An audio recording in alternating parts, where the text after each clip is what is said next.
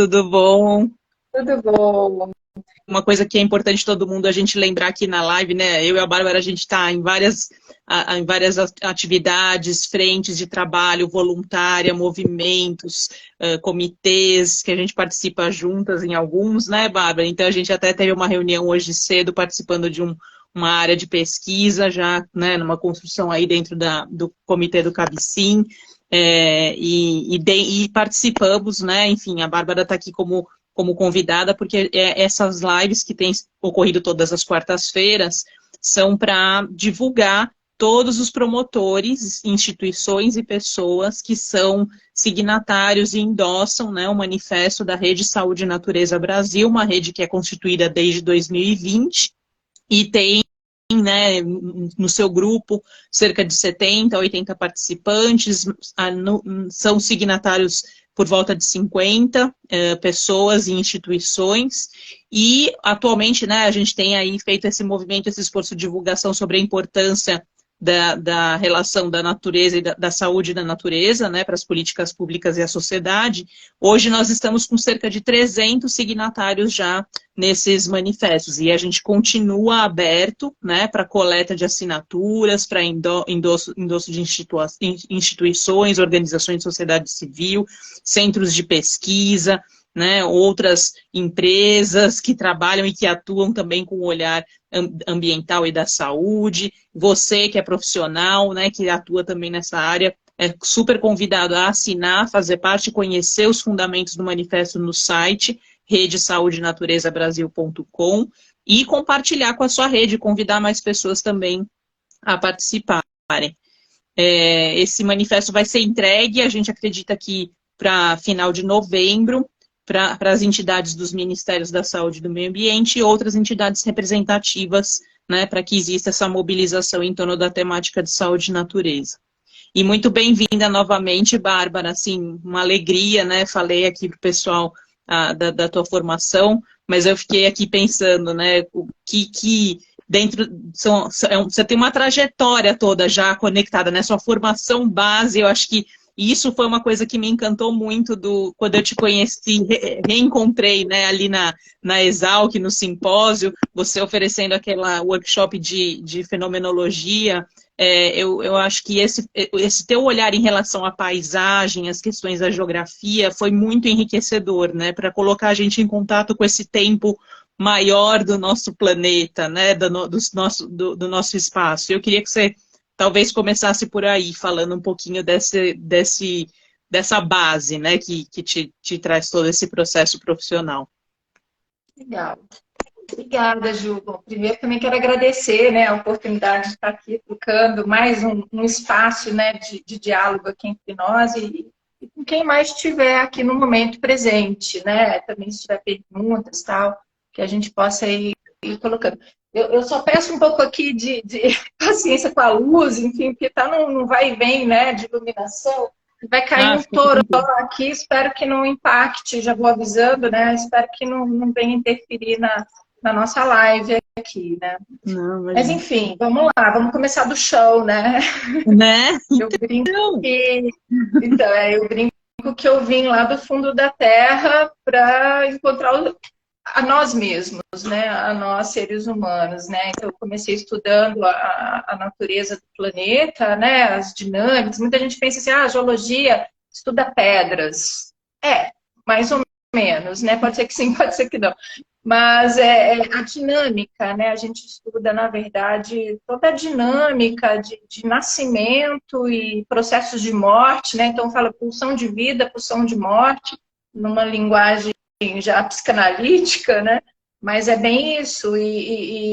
Enfim, a gente tem um olhar, sim, para processos, né? Eu acho que esse é um ponto bem importante, assim, que a minha formação contribuiu para o que eu venho fazendo em relação aos processos humanos, né? E a natureza, enfim. De não separar, né, muito. A gente vive numa cosmovisão geralmente dual, né? De separar. Né? Inclusive, eu fui dormir ontem pensando assim, saúde e natureza ou saúde é natureza, natureza é saúde, ou saúde tracinho natureza, né? Porque esse E nos separa de alguma forma, né? E natureza, hoje a gente tem, né, essa visão de ainda muito romântica, muitas vezes, para a natureza, né? A não ser que quando a gente acorda com um desastre aí, de deslizamentos de terra, de minerações que estouraram as suas contenções, né, e vem os desastres ambientais. Então, na geologia, para a pergunta, né, a gente estuda muito, tem muito esse olhar de como, desde uma rocha pode ser formada, os minerais, mas como isso dialoga, né, nos diferentes níveis estratosféricos, né? Então, e hoje a gente tem muito esse olhar de interface com a biosfera, né?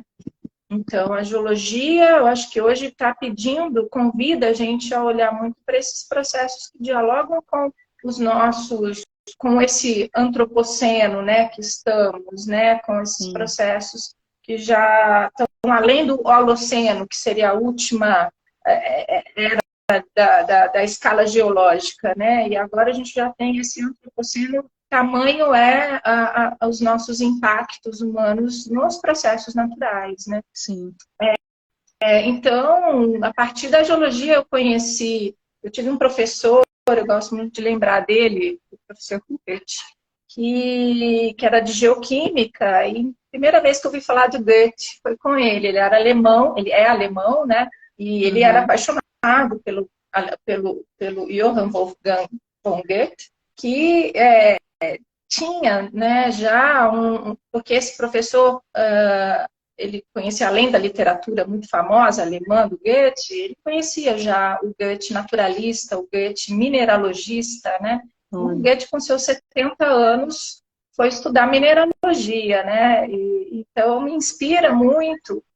E depois da faculdade, enfim, de ter feito mestrado na área ambiental, estudado metodologias participativas com professores da rede pública, na leitura ambiental, né, na leitura das geociências, a partir de uma bacia hidrográfica, eu fui, na época, conhecendo também a antroposofia, fazendo algumas formações nessa área de saúde, de pedagogia curativa e terapia social. Então, a natureza e a saúde sempre dialogaram na minha trajetória. E aí eu reencontrei Goethe.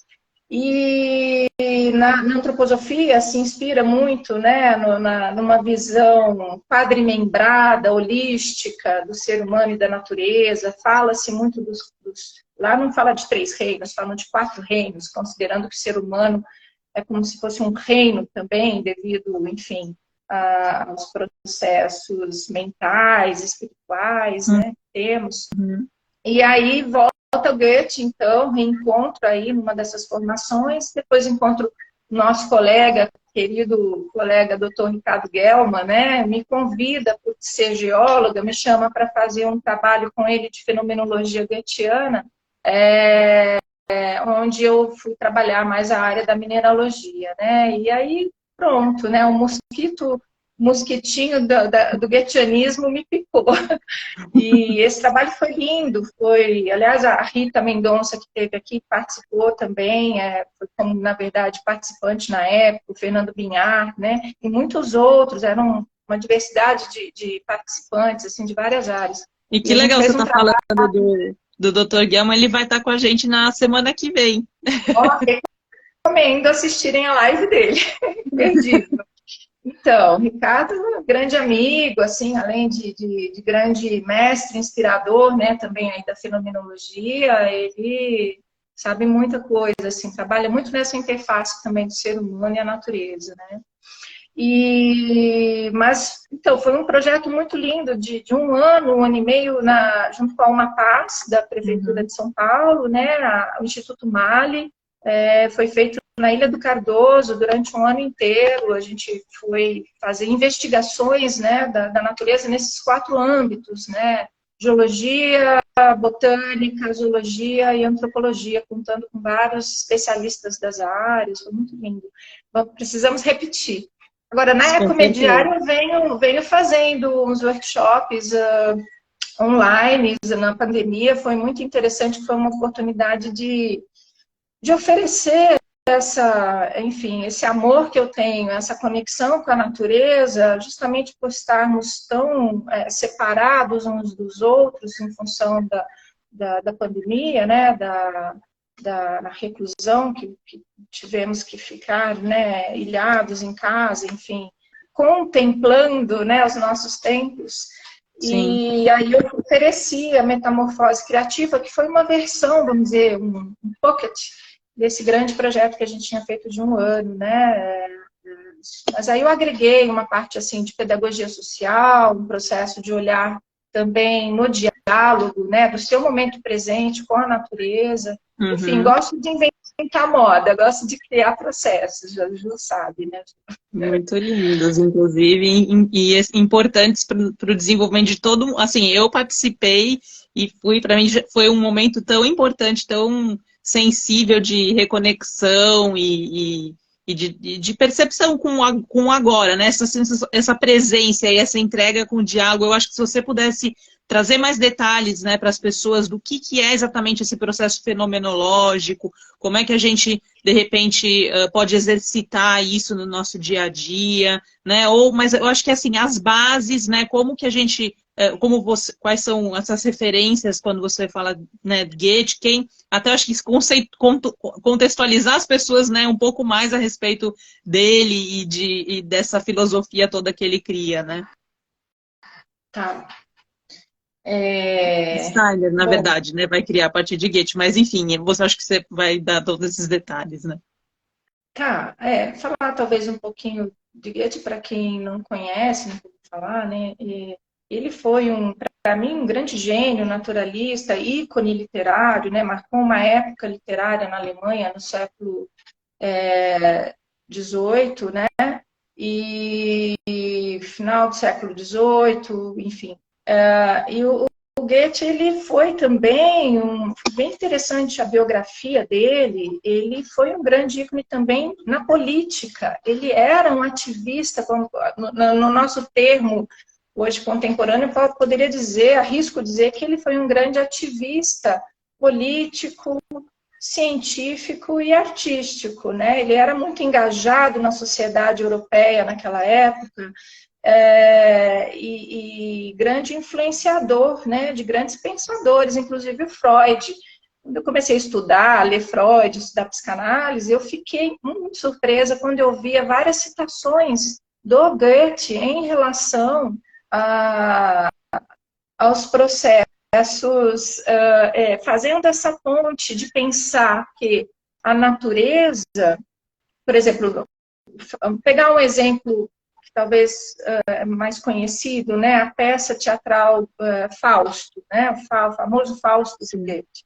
Ele tem várias citações lá, onde uma delas, citações que eu digo assim, em relação ao olhar que ele vamos dizer, ele exercia, né, diante do mundo, que é um olhar investigativo, né? Então, o Freud, por exemplo, cita uma parte do Fausto de Goethe, falando de Mefistófeles, que era aquele diabo lá que o Fausto ficou amigo do diabo e tal, né? E aí ele fala o seguinte, uma parte lá, mais ou menos assim, onde que a teoria, a cinzenta teoria, né, vale um retorno aos processos naturais, porque tem a ver com a forma que a gente muitas vezes lida com as coisas, como a objetificação do mundo, né, tornando assim um conceito cinza, um conceito morto, né, e aí ele faz essa provocação, Freud traz isso para dentro da reflexão inicial, inclusive, os primeiros escritos de Freud, da importância de se pensar vivo, né? de ter um pensamento vivo. Não gosto de pensamento vivo, pensamento já se propõe no gerúndio, né? Já está em movimento, mas o pensar vivo, né? Enquanto verbo, enquanto você olhar para as coisas e pensar junto com ela, né? Um olhar processual, eu diria, né? Então, o Fausto de Goethe está ali muito evidente essa maneira e reflexões que ele provocava nesse sentido de investigação da vida, né? Inclusive o olhar para o inferno, né? O olhar para a dor, para a morte, para, vamos dizer, para os tabus, né?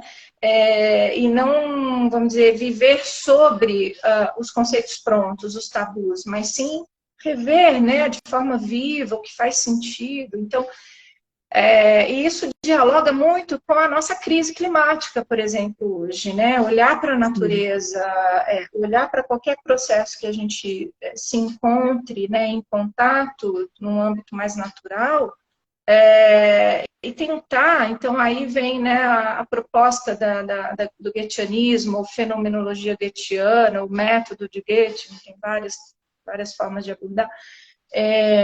Então, de tentar olhar para o que acontece no presente, como você falou, né, essa importância da gente fazer a leitura, mas com um olhar atento, um olhar vivo, que conecta, né, que eu estou aqui com o que está acontecendo agora, né, tentando observar, para além dos conceitos que eu carrego comigo, né, mas como diz o Krenak, né, suspender o céu, né, suspender os pensamentos, o Otto Scharmer também traz muito isso, né, de suspender para que a gente possa realmente encontrar o que está acontecendo aqui agora, né, e não trazer o que a gente já sabe, ou o que a gente supõe, ou as premissas, às vezes, de pesquisas, que muitas vezes já traz um pressuposto engessado, né? Então, o goetheanismo tem muito a ver com o olhar e aí tem todo um caminho para ser feito para que você realmente chegue, talvez, numa possibilidade de haikai, né? Numa possibilidade de leitura da essência viva que está ali na impermanência, né? Então é um pouco isso. Falei muito, acho que estou empolgada, falando dessas coisas. Mas é isso.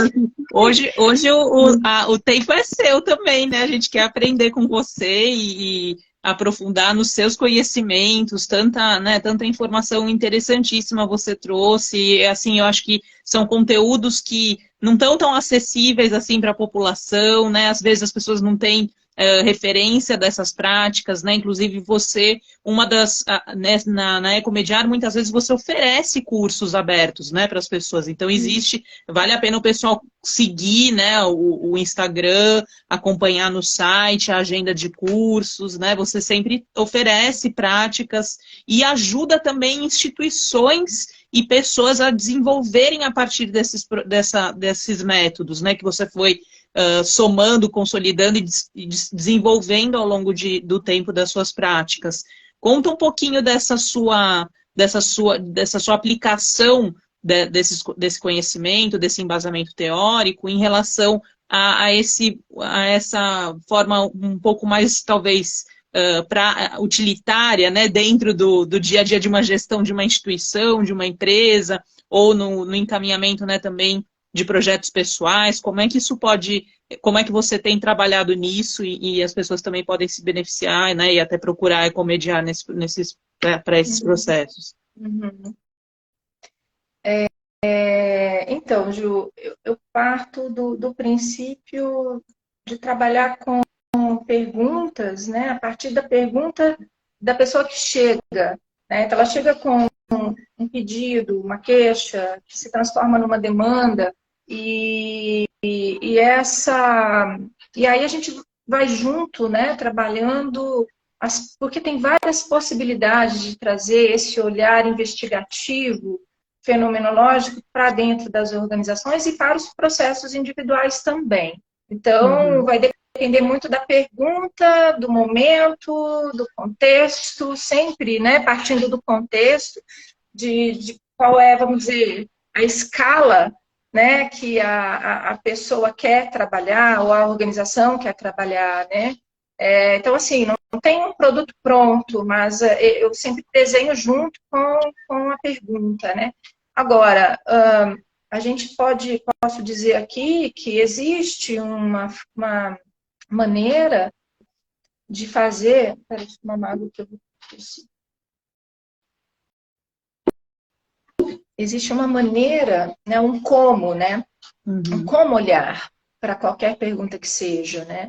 Então, mais uma vez, eu parto, como você falou, né, da gente primeiro se colocar num momento presente, de se sentir, né, sentir o corpo, sentir o que te aflige de fato, né, sentir onde estamos, né, essa escala territorial de onde estamos. Então, tem toda tem várias maneiras de se trabalhar essa conexão com o presente, para então começar um diálogo, um processo. Não sei como fazer aqui com o meu celular para ele parar de ficar escuro, mas enfim. Então, partindo de exercícios, provavelmente, que eu proponho, né, pequenas práticas ou práticas consequentes assim, ao longo dos vários encontros, para a gente cada vez mais poder sentir o momento presente, né? Sentir esse vazio, que é o que, na verdade, um vazio num estado de fluxo que a gente pode sentir no momento que a gente respira, né? E sente essa respiração, essa eternidade na respiração, como diz o Thich Nhat Hanh. Ele tem uma frase que eu gosto muito, eu acho que é alguma coisa assim, né? Que você pode sentir a eternidade na sua respiração. Então, se a gente começa a perceber esse estado de presença, né? E aí a técnica clausewiniana, os processos da técnica clausewiniana, a gente tem várias maneiras, inclusive de trabalhar em grupo, os estados de presença, os níveis de atenção, para então depois mergulhar em processos mais cognitivos, né? Processos que vão envolver outras conexões para além das representações presentes no espaço, né? E as conexões, enfim, aí mais uma vez vai depender da escala de trabalho. E aí então, basicamente, né, o caminho goethiano de investigação, ele passa por 4 camadas, vamos dizer assim, né? A gente pode chamar de camada terra, uma camada mais descritiva, mais material, mais analítica. E nesse descritivo, a gente inclusive eu gosto muito de escrever, as palavras se tornam representações mentais, né, que são ditas e escritas, e a partir delas a gente vai processar uma segunda camada, depois, que seria um estado água, um estágio água, né, onde seria a gente observar os fluxos e os padrões estariam presentes nessa primeira camada terra, né? Isso a gente vê na geologia. Para estudar geologia é isso. A gente primeiro tem que descrever ali o que eu estou vendo num afloramento rochoso, por exemplo, diferentes minerais, tal, descrever as linhas que existem, curvas ou paralelas, ou rupturas, né? Planos que fazem uma ruptura, né?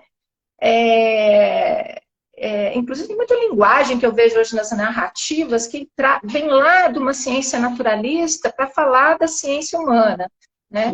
Eu acho muito linda essa poder, né? Na verdade, ver só, né? Cosmovisão, né? E desligar aqui.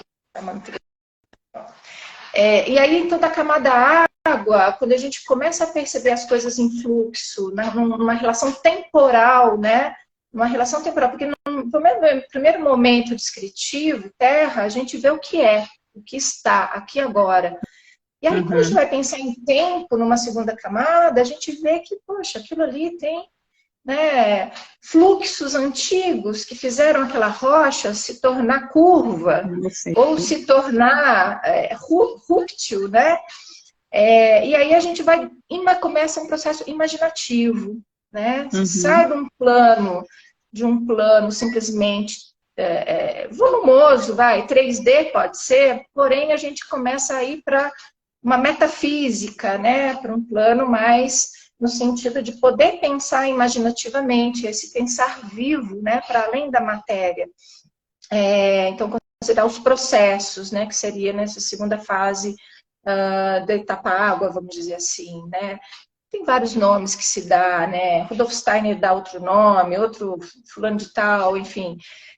Não importa muitos nomes, importa né, a gente entrar nesse pensamento plástico, que daí corresponde à investigação da vida, né? Porque se a gente está falando de vida, tem pulsão de pulsões, tem pulsões, ora expande, ora contrai, né?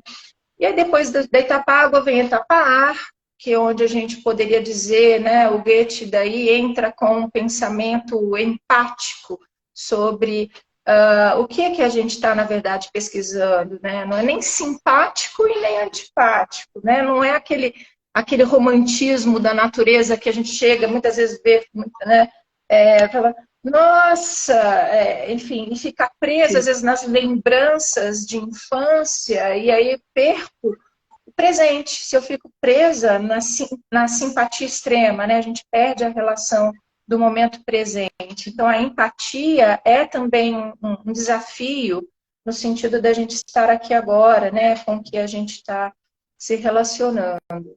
E então, né, e aí, por que tapar? Tem a ver com uma questão também aí de animal, de uma coisa instintiva. Goethe, aí Freud dialoga muito com Goethe, né, de se pensar a possibilidade, sim, de Trieb, que é uma palavra em alemão que significa, tem traduções como impulso ou como pulsão, né? Então, o impulso direcionado ainda a uma coisa mais animalesca, instintiva, e aí camada ar, onde eu atuo no mundo muito instintivamente, né? Ou pelo ânimos, né? A minha alma, o ânima, né? No sentido de ter um impulso animal, né? Mas que eu vou pelo faro, vou pelo sentido olfativo, vou pela pele, né?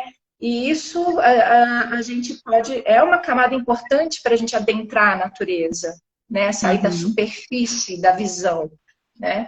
E aí depois, enfim, quando a gente começa a perceber a alma daquilo que eu observo, com essa profundidade, vamos dizer, depois de ter passado pelas outras camadas, né, e colocado isso em movimento, em um pulsar junto com ela, né, de sentir o outro em mim, eu no outro, né, uma dialética, essa seria o que chamamos de camada A, a gente pode ter a possibilidade, então, de adentrar ainda um pouco mais, que seria numa camada fogo, denominada assim, por exemplo, o Ricardo Gelman, no doutorado dele, pós-doutorado, eu acho que ele deu também esses nomes nas camadas, enfim, da fenomenologia goetheana.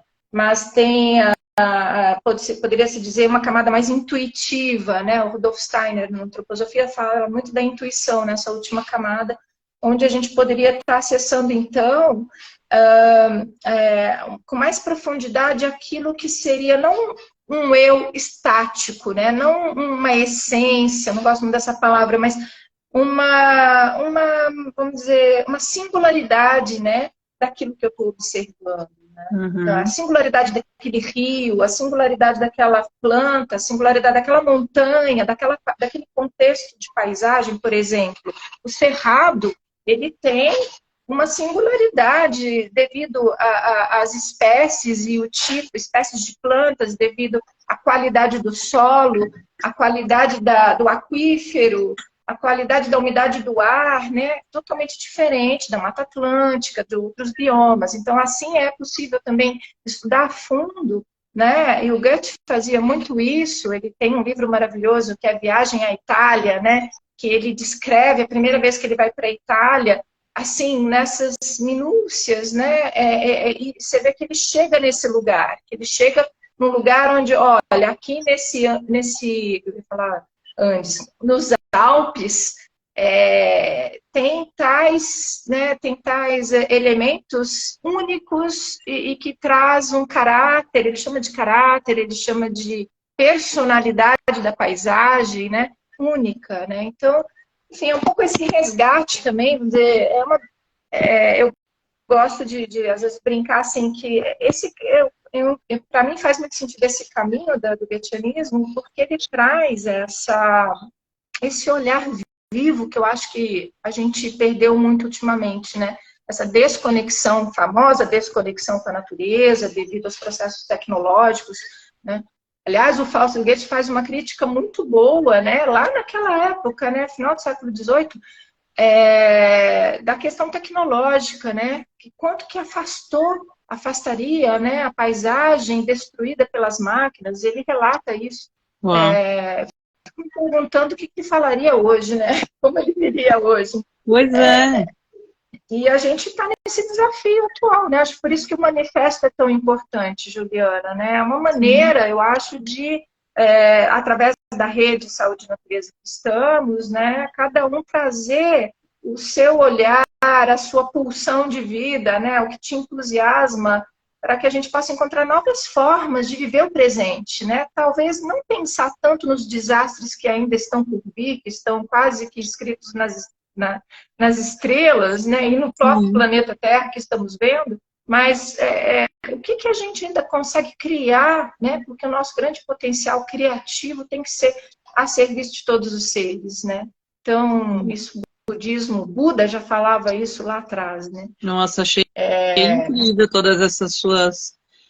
Conforme você contou, né, a relação com cada etapa e elemento, né, camada... E eu acho que é muito bonito, tem sido muito bonito fazer essas lives, sabe, esses encontros. Eu percebo que existe sempre com cada pessoa uma palavra, né, que marca. Gostei muito aqui de como você trouxe a palavra singularidade, né? Eu acho que ela realmente traz essa uma afinidade, um detalhe, né, um encontro mais profundo realmente com o que é único, né? Do elemento, do ser, a partir da experiência, e isso me marcou bastante você ter colocado essa palavra, né, em perspectiva e dado o devido destaque para ela. E acho, assim, o máximo, né, Bárbara, esse potencial criativo, como você está falando, essa mensagem que você deixa agora ao final, né, eu acho que é um aspecto, assim, que realmente é a fonte, né, criativa do ser humano, como a gente pode se nutrir, né, desse lugar, dessa inspiração, dessa relação, desse movimento, dessa troca, dessa percepção do mundo para levar além, né, para esse além também sendo algo que sem perder a conexão com o passado, né? Ele está embasado, ele está enraizado. Então, eu acho que trazer esse tipo de consciência para os processos, né, individuais, os processos coletivos, os processos organizacionais, eu acho que é muito da regeneração, né, da restauração das relações humanas que foram aí se desgastando tanto, perdendo os tecidos mesmo, né, de sustentação, enfim, do propósito, do porquê e para que fazemos, né, fazemos o que fazemos e aonde queremos, né, chegar e que sonhos a gente quer, né, elaborar com isso. Não, legal você falar, interessante, sabe, ouvir que te tocou a questão da singularidade, né? E aí me veio uma coisa que eu acho que é importante, Ju, porque eu acho que o que a gente vive hoje, né, nesse momento neoliberal, as crises que a gente sofre, né, em vários níveis, né, desde dentro de casa, nas relações familiares, as crises ambientais, climática, que envolve todo o planeta, enfim. Eu acho que um ponto importante com essa palavra singularidade é que, ao mesmo tempo que a singularidade parece algo tão precioso hoje, né, ela se perde quando ela vai para esse lugar da massificação, né? O Freud tem um livro maravilhoso, escreveu maravilhosamente bem no Mal-Estar da Civilização, né? Ou Mal-Estar na Cultura, né? Ele traz muito essa questão da problemática da massificação. Isso lá da época da Segunda Guerra Mundial, Hitler, nazismo, né? Que captou a fragilidade na massa, né? Principalmente militar, religiosa, e onde as singularidades vão sendo dissolvidas, né, na massa, né? O que eu acho que o movimento pede hoje, nosso manifesto Saúde e Natureza, enfim, é justamente a gente, né, com as nossas conexões já dos promotores, né, já começa aí, então, fortalecer as nossas singularidades, né, de forma que nós não estamos fazendo um movimento de massa, mas estamos fazendo um movimento a partir de cada potencial ali presente, de cada singularidade, seja nas próprias instituições, ou seja, as pessoas físicas ali também fazendo parte do manifesto, mas a serviço desse momento presente que estamos, né? E não de algo comprado, né? Não de um conceito importado, né? Eu acho que, aliás, vale a pena dizer que é muito importante cuidar para que também essa questão de saúde e natureza não vire, que eu vejo muita coisa por aí, assim, como mais um produto do momento, mais um produto do mercado, né? Mais um business, como se diz, né? E espero que não seja por aí, né? Enfim, não dá para a gente negar o aquário que estamos, né? Estamos num mundo capitalista, neoliberal, enfim, cada um, né, tem que gerar os seus recursos da maneira que é possível, mas eu acho que o ponto é sem perder a conexão, né, com aquilo que, na verdade, somos nós, né? Não dá para pensar mais separado. Não, a natureza como um recurso. Na geologia sempre me incomodou muito olhar para a questão mineral como recurso, né? Um recurso mineral, assim, como algo utilitário, né? Como uma mercadoria, né? E somos colonizados a partir deste ponto de vista, né? Sim. De que, vamos lá, porque lá tem ouro, porque lá tem índios que podem se tornar escravos, porque lá tem uma floresta que dá para a gente explorar, né, cortar madeira, enfim, né? Até hoje a gente tem essa visão utilitarista. Eu escutei um cara muito legal hoje falando, Marcelo Tingui, ou Tingui, não sei, é um índio, né? Estava num evento lá da Fiocruz, ele falou uma frase que me tocou muito, né? Que todo território é medicinal, do ponto de vista deles, do ponto de vista indígena, né? Então, quer dizer, não é porque ele está lá no, sei lá, 40 hectares e tal, para 300 índios, 40 mil hectares, para acho que mais ou menos uma comunidade de 300 índios, que eles vão considerar que aquela floresta é para tal, que aquilo é para... Não, a formiguinha, sabe,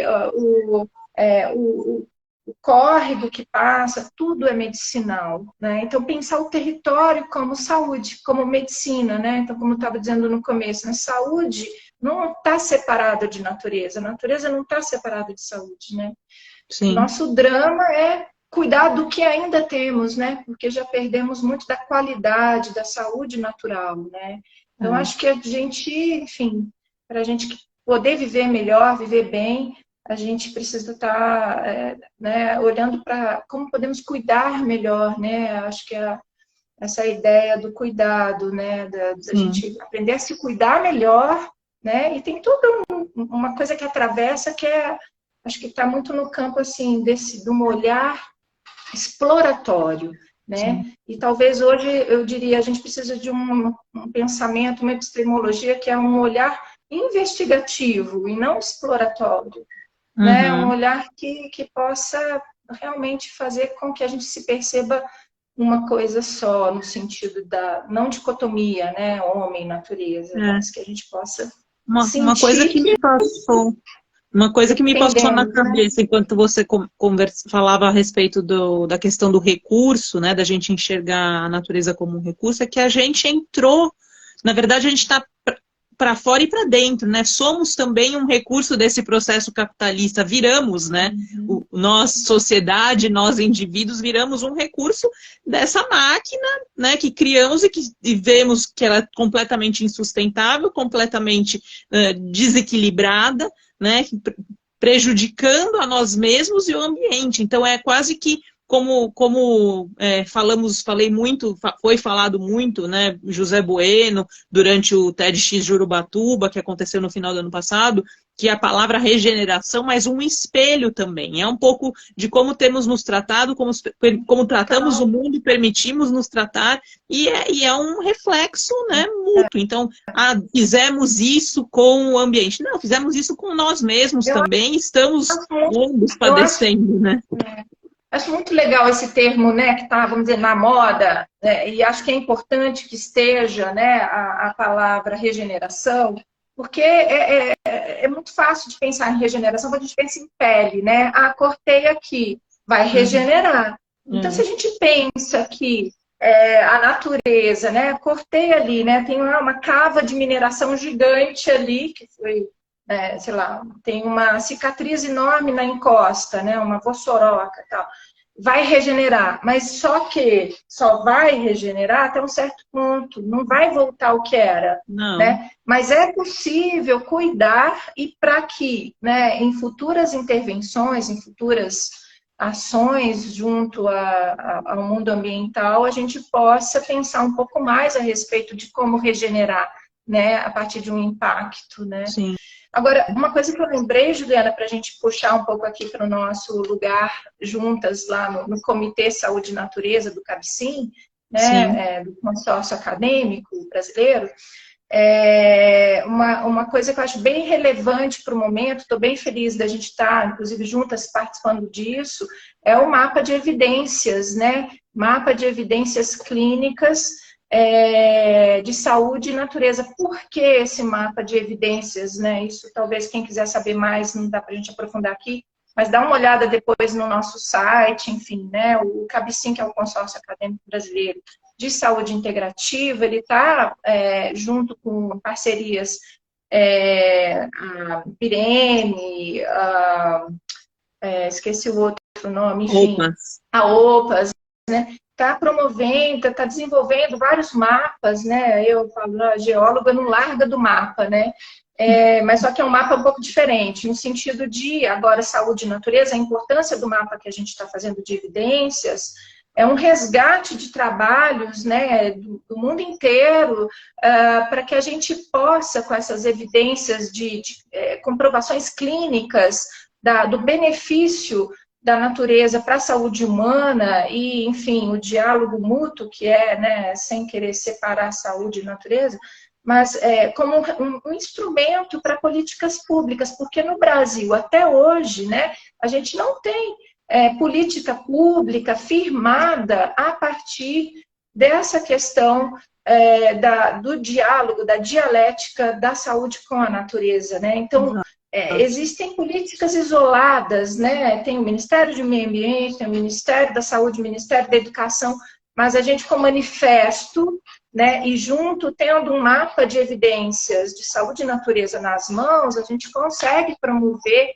né? Vamos dizer assim, seriam provas, seriam instrumentos para que a gente possa mostrar que realmente há um benefício enorme, né, para a saúde humana a partir de intervenções baseadas na natureza, ou seja, né, a prática da gente estar na natureza, a prática da gente levar a natureza para o ambiente que estamos, de alguma forma, né, as práticas, enfim, a gente fez hoje uma pesquisa, tem quase 1000 artigos com revisão sistemática publicados, né, mostrando a importância, a relevância, né, da saúde de natureza, esse diálogo para a melhoria da qualidade de vida, né. Então, é uma ferramenta que a gente tem aí, estamos construindo no Comitê Saúde e Natureza para gerar futuramente aí mais políticas públicas, mais diálogo intersetorial, né, nessa área. E a gente não podia esquecer de dizer isso, né? Essa é uma batalha importante aí, né? Não, realmente assim, o CABCIM, ele tem, né, diversos, o Ricardo, até como eu tinha comentado anteriormente, o Dr. Ricardo, ele é nosso convidado na próxima semana, na próxima quarta-feira, vai ser às 6h30 da tarde, né, começo da noite, e ele vai contar dos vários comitês, enfim, toda a pesquisa, e é um sistema, né, de overview ele não entra num tipo de processo de análise, né, desses artigos que é muito aprofundado, né? Ele vai até o escopo do resumo desses artigos, mas ele tem aí a ideia de trazer realmente um parâmetro, né? Uma base ampla de referências que tenham um enfoque de efeitos de intervenções, né? E os benefícios dessas intervenções comprovadamente benéficas para a questão da saúde, enfim, quando associada com ambientes, áreas verdes ou até animais, né, como estávamos também discutindo hoje de manhã. E todos os seus sistemas, seus elementos, paisagens, né, seres. Eu acho que vai ser muito, muito, muito importante mesmo como insumo para esse trabalho que a gente está fazendo, essa pesquisa. E ela é longa, né, leva um tempo aí, não é algo que vai estar aí tão rapidamente, né, à disposição da população, mas depois fica disponibilizado de uma maneira bastante fácil, né, de acessar, de ter contato com esses dados, é bem dinâmico e intuitivo, né, a maneira de acessar os documentos que o mapa oferece. Eu acho muito legal. A gente tem um prazo, né, são mais ou menos 6 meses para a confecção do mapa. Para finalizar. Né? Então, eu acredito que até o final do ano a gente consegue estar disponibilizando com ele publicado, essa base, né? Uhum. Eu acho que vai ser excelente. E dentro aqui, só para comentar, né, pessoas entraram aqui, muitas pessoas passaram. A Hilda, ela passou e parabenizou pela sua fala e disse que é uma excelente entrevista, né? Não sei se você a conhece. Eu acho que essas entrevistas também vão ficar aqui gravadas, né, dentro do Instagram, do Árvores Vivas, da Ecomediare, de cada participante, né, que esteve aqui conosco. A gente também vai fazer um esforço de colocar no YouTube da Rede Saúde e Natureza, então a gente vai colocar essas entrevistas disponíveis também via YouTube para ficar mais acessíveis ainda, estarem mais disponíveis para a população. E quem passou por aqui, né, está aqui agora, volta depois ou entrar futuramente para assistir essa live, acessem, né, o site redesaudenaterezabrasil.com, né, e lá vai ter todos os links, tanto para uma pasta riquíssima, né, com documentos e referências, que são os fundamentos do manifesto, quanto que o link para o formulário que instituições e pessoas podem assinar para endossar, né, a visão das relações de saúde e natureza para as políticas públicas e as ações da sociedade. Então, realmente convidamos, né, novamente todos vocês a participarem e assinarem. Bárbara, vamos nos encaminhando para o finalzinho do nosso encontro. Queria, assim, não sei se tem algum outro aspecto, né, que você, dentro, né, de tanta riqueza, tanta coisa assim tão importante, profunda que você trouxe hoje aqui para a gente de aprendizado. Agradeço assim muito, realmente fiquei encantada aqui em te ouvir em cada reflexão. Se tem mais algum elemento que você sente que é importante trazer ou deixar também uma mensagem, né, sua, enfim, para todos em relação enfim, como você acredita que a natureza... Eu acho que isso é uma pergunta... Aí eu vou para um campo mais pessoal, talvez, porque eu não fiz isso inicialmente. Eu queria saber qual a tua relação, se você pudesse, assim, tirando, né, a questão do teu profissional e do teu aprofundamento com as questões, né, de processo e os métodos em relação a essa conexão e como estabelecer essa relação. Qual que é a sua história anterior, inclusive, à sua formação, né? Mas aí eu sei que você falou ali até fiquei assim, poxa, que reflexão interessante essa coisa da infância, né? Que a gente se prende no momento da relação, como você usou um termo assim, da relação mais apaixonada, mais encantada, né? Do momento da infância. Né? E quanto isso pode, às vezes, prejudicar a nossa percepção do momento presente, da realidade que está na nossa frente. Achei bem interessante essa colocação que você trouxe, mas mesmo assim, você sabe que eu sou fã desse momento apaixonado e encantado. Eu queria muito ouvir também suas experiências nesse sentido. Aliás, você me fez pensar aqui que esse encantamento, ele começa, sim, com o momento presente, tudo isso que a gente conversou, mas é justamente chegar nesse lugar do presente com os olhos umedecidos para ver o que está diante de você, né? Como um humus, como uma terra molhada, como um pisar na terra molhada, como se você fosse criança num primeiro momento, para ter esse encantamento, esse maravilhamento, essa abertura, né? Porque se a gente está no momento presente e a gente está fechado nas nossas dores, a gente não consegue se abrir, né? Então a criança, ela tem essa abertura natural, né? Ela não tem medo de fazer pergunta, toda pergunta é válida, não tem essa de que pergunta boba, né? Então, enfim, eu acho que vale a pena fazer esse adendo aí sobre o que a gente estava falando.